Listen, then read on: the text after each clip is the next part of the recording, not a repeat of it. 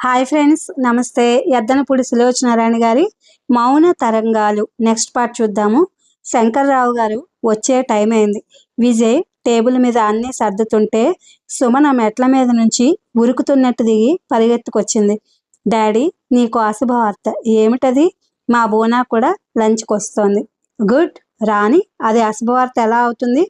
ఎందుకంటే నీ చేతి వంట దానికి కూడా చాలా ఇష్టం. ఇందాక ఫోన్ చేసింది. ఇట్లా మా డాడీకి లంచ్కు మా ఇంటికి వస్తున్నారని చెప్పాను.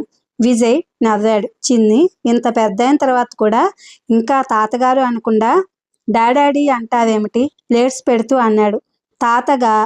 తాతగారు అబ్బా, అలా అంటే ఆయన నాకు వేరే గ్రహవాసిలా ఉంటారు. ఇందులో తప్పేముంది? మా డాడీని నేను క్లుప్తంగా డాడీ అంటున్నాను. మా బోనా కూడా అది బాగుందని అంటోంది. నీకు ఈ మధ్య మీ బోనా ఇన్ఫ్లుయెన్స్ ఎక్కువైపోతుంది. సుమన డైనింగ్ టేబుల్ దగ్గరకు వచ్చి తండ్రి చేతిలో గ్లాసులు అందుకుని తను పెడుతూ రహస్యంగా, ఇన్ఫ్లుయెన్స్ కాదు మై తండ్రి, అదంటే నాకు భయం పట్టుకుంది. దేనికి?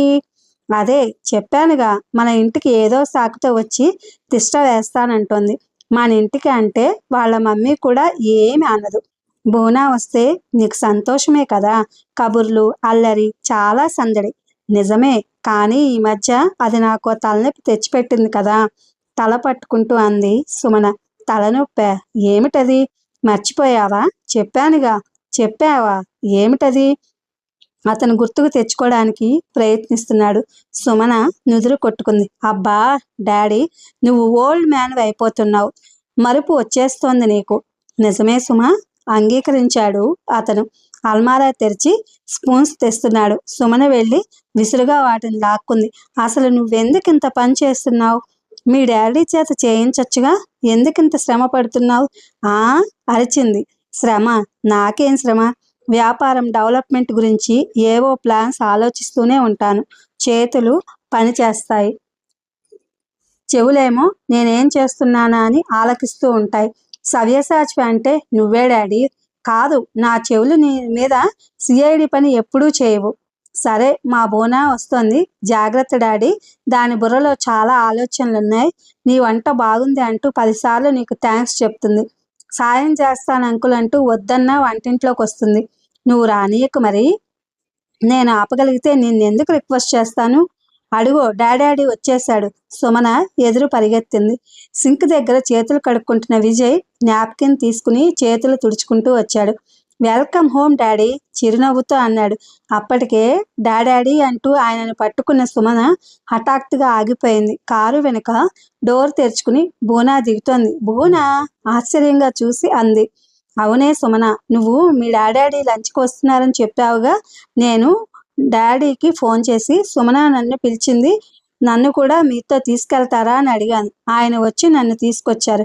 హాయ్ అంకుల్, మీరే వంట చేస్తున్నారని సుమ్మి చెప్పింది. నాకు అప్పుడే నోరు ఊరిపోతోంది. You are best cook uncle. Summi చాలా అదృష్టవంతురాలు. మీలాంటి డాడీ దొరికారు. విజయ్ దగ్గరకు వెళ్ళిపోయి ఎదురుగా నిలబడుతూ అంది.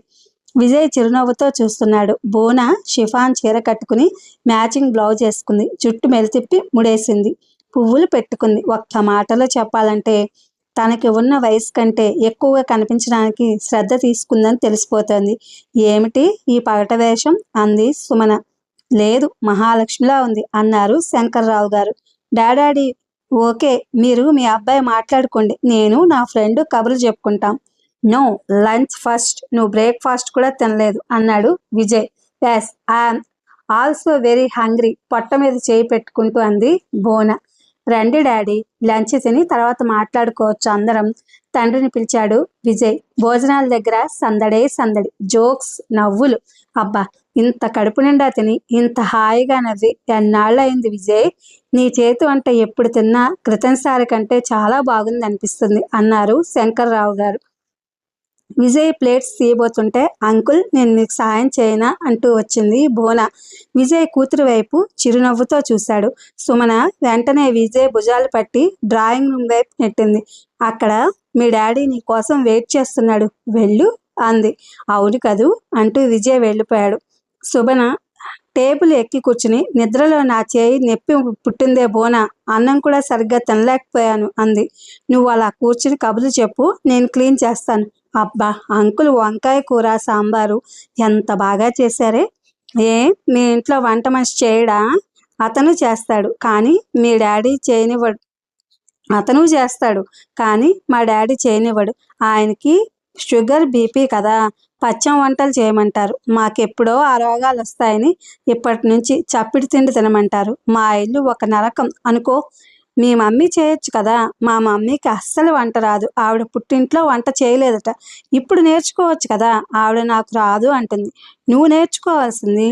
ప్లేట్లు కడుగుతున్న బోన ముఖంలో 1000 వోల్ట్ల బల్బు వెలిగినంతగా కాంతివంతమైంది. ఎంత మంచి ఐడియా ఇచ్చావే. నేను మీ డాడీ దగ్గర నేర్చుకుంటాను. Very good idea. సరేనా? శోభన తల పట్టుకుంది. పని అయిపోయింది, మనం కూడా డ్రాయింగ్ రూమ్లో కూర్చుందాం రా. బోనా సుమనని పిలిచింది.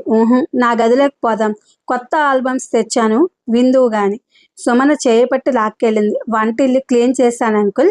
బోనా హాల్ నుంచి వెళ్తూ విజయ్ వైపు చూస్తూ చెప్తుంటే సుమన బోనా తలని బలంగా తన వైపు తిప్పేసింది. పిల్లలిద్దరూ పైకి వెళ్ళిపోయారు. శంకర్రావు గారు ఇల్లు కలిగి చూస్తూ, ఈ ఇంట్లో అడుగు పెడుతుంటే మామయ్య గారు అని ఉమ ఎక్కడి నుంచో వస్తున్నట్టే ఉంటుంది నాకు అన్నారు. అలంకరణ కాస్త కూడా మారలేదు. ఉమ పెట్టిన వస్తువులకి కాస్త కూడా స్థానచలనం కలగలేదు.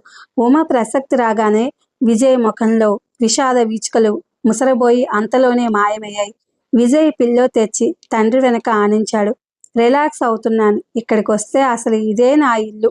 మీ మమ్మీ ఉండే ఇల్లు పరాయిదనిపిస్తుంది. నేనెప్పుడో మిమ్మల్ని నా దగ్గరికి వచ్చి ఉండమని అడిగాను అన్నాడు విజయ్. నీ తప్పు ఏమీ లేదు విజయ్. మమ్మీ లైఫ్ స్టైల్ తెలుసుగా. ఆ గందరగోళంలోంచి నీ లైఫ్ డిస్టర్బ్ చేయడం నాకు ఇష్టం లేదు విజయ్. నేను నీతో ఒక ముఖ్య విషయం చెప్పడానికే వచ్చాను. చెప్పండి డాడీ. అది నీకు కాస్త బాధ కలిగించవచ్చు, అయినా నా బాధ్యత నేను నెరవేర్చక తప్పదు. చెప్పండి, ఏమిటంత ముఖ్యమైన విషయం? వెనక్కి ఆనుకుని కూర్చున్న విజయ్ ముందుకు వంగి అడిగాడు. ఇది ఫ్రెండ్స్, పెద్దనపూడి సులోచనారాయణ గారి మౌన తరంగాలు. Thank you for watching.